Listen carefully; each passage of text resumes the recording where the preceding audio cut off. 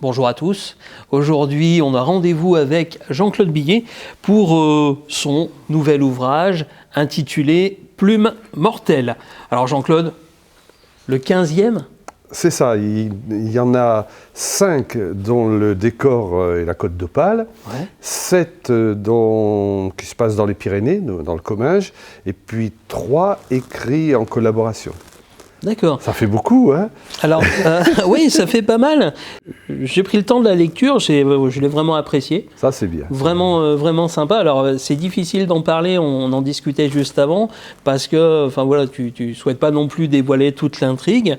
On est sur un thème vraiment d'actualité, qui, je suis sûr, va être abordé très prochainement dans le domaine de la littérature. Alors, qu'est-ce que tu veux nous dévoiler éventuellement sur ce nouvel ouvrage ? C'est compliqué parce que, comme tu dis, si on dévoile le sujet, le thème général, il y a moins de suspense pour les lecteurs. C'est un thème d'actualité. Ça faisait un petit moment, un an à peu près, je m'étais dit j'écrirais bien quelque chose autour de ça, on va dire, pour ne pas dévoiler. Et puis, je ne voyais absolument pas comment ficeler une intrigue autour. Et surtout, le thème en question, il n'est pas étaplois, il n'est pas pyrénéen. Hein, c'est un thème assez général. Voilà, on va dire très très général. Disons que tu plantes le décor ici, à Étaples, et en plus, tu te mets en scène. Oui, je me suis dit que c'était... J'aime bien me moquer de moi-même, si tu veux. L'autodérision, ça m'a toujours plu. Donc là, il faut dire que j'y vais fort. Les lecteurs qui s'amuseront à lire l'autopsie d'un certain Jean-Paul Bichier, je pense qu'ils vont assez rigoler. Le parallèle est assez facile à faire. Hein. Voilà, oui. C'est pareil. Jean-Charles Baquet, je crois que tout le monde reconnaîtra Jean-Christophe Maquet, qui a eu la gentillesse de me donner son accord pour que je le trucide, comme un certain nombre d'autres. En fait, c'est quelque part, il y a un serial killer qui a décidé de supprimer tous les auteurs de romans policiers locaux. Et alors pourquoi et qui est-ce Donc j'ai trouvé que l'intrigue était plutôt bien ficelée. J'ai pas décelé tout de suite le nœud un petit peu de cette histoire. Ça se dévoile petit à petit et ça m'a d'autant plus intéressé quand tu as commencé à traiter justement de ce sujet-là. Et figure-toi que ne sachant pas comment m'y prendre avec ce thème-là, c'était à la fête du hareng. J'étais sur mon stand, si tu veux. Puis d'un seul coup, je me suis dit, mais finalement, ce thème, on peut le mettre en scène à Étaples, dans la région. Et ça a donné lieu à ce roman. Et alors, toute la difficulté, c'était de faire en sorte que le lecteur mette le plus de temps possible à découvrir le nœud de cette intrigue. Voilà. Oui, tout à fait. C'est pas évident. C'est ce qui m'a plu justement parce que le fait d'un succès inattendu, suscite aussi pas mal d'interrogations. Voilà, alors je ne vais pas tout dévoiler, effectivement. Moi, ça m'a plu parce que c'est local. Après, tu quittes aussi certains personnages fétiches, on pourrait dire. Alors, je m'étais déjà débarrassé d'Achicourt, le commandant de gendarmerie d'Étaples. Parti à la retraite. Dans Noces de sang à Étaples-sur-Mer.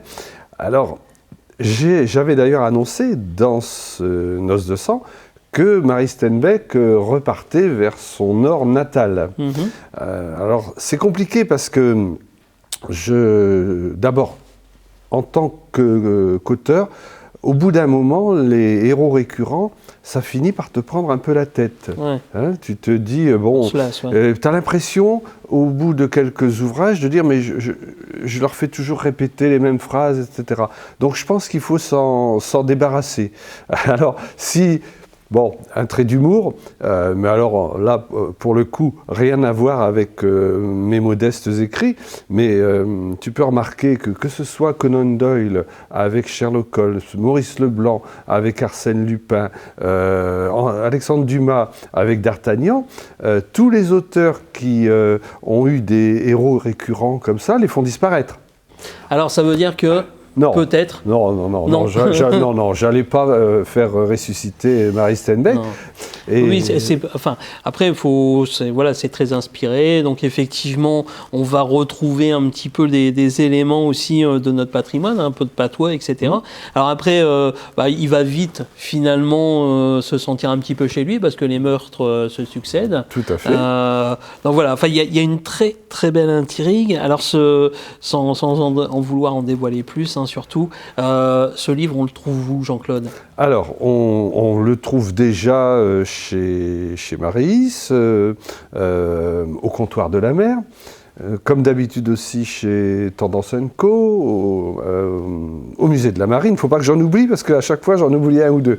Ils seront bientôt, mais je préférais faire l'interview avant, dans les librairies du Touquet de Berck. Avec des séances de dédicaces ? Alors, la librairie La Touquetoise me demande depuis fort longtemps de faire une séance de dédicace. Honnêtement, j'aime pas trop. Je préfère de loin la fête de la coquille, la fête du hareng, parce que là, c'est tout à fait... J'allais y venir. Voilà. Mais donc, je crois qu'il y aura une séance de dédicace à la librairie La Touquetoise. Ok. Ouais. Donc, une séance de dédicace à la librairie Touquetoise, une présence aussi lors de la fête de la coquille. Oui. Qui va avoir lieu d'ici peu. D'ici peu, oui. D'ici une petite dizaine de jours, on va se donner rendez-vous donc juste en face. Ça va se passer à proximité de la maison de la baie de Caen, sur le parking de Maris. Donc on aura l'occasion aussi de t'avoir en dédicace avec l'ensemble de tes ouvrages. En tout cas, une très très grande partie. Ça commence à faire un petit peu lourd. Ah oui. Il commence à... J'ai besoin d'espace maintenant. Et là, on est sur un tarif toujours hyper accessible, 10 €. C'est le but. Hein. J'ai toujours un petit roman comme ça. Alors c'est un roman d'une lecture très facile, très agréable, et en plus on se repère très facilement dans l'histoire puisque toute l'intrigue elle se passe ici. Voilà, moi je ne peux que le conseiller. Franchement, j'ai adoré. Merci. Voilà. Avec une double fin aussi, une petite particularité. Ah oui. Alors ça, c'est l'innovation. Il y a deux épilogues proposés au lecteur. Le premier s'appelle en quelque sorte, que je ne me trompe pas, il n'y a pas de justice, et le deuxième, il y a une justice. Très bien. Eh ben, je pense qu'on va s'arrêter là parce qu'on ne va pas tout dévoiler. Non. Mais en tout cas, c'est un très bel ouvrage. Je te remercie. Voilà, beaucoup. Avec une lecture vraiment sympa. Donc ça dépayse. Et puis c'est très très agréable à lire, très fluide. J'ai vraiment beaucoup apprécié. Donc voilà, c'est au prix de 10 €. Et j'invite tout le monde à venir à la rencontre de Jean-Claude Billet. Donc à la fête de la coquille, sur les prochaines dédicaces, à aller découvrir aussi ses ouvrages, qu'il y en a vraiment pas mal, et puis ça valorise aussi le territoire. C'est aussi ça qui est très intéressant dans ton écriture. Et est-ce qu'il y aura une rencontre ici prévue à la médiathèque ? Oui, on a prévu ça vers le mois de juin avec Jean-Christophe, puisqu'il est toujours en vie.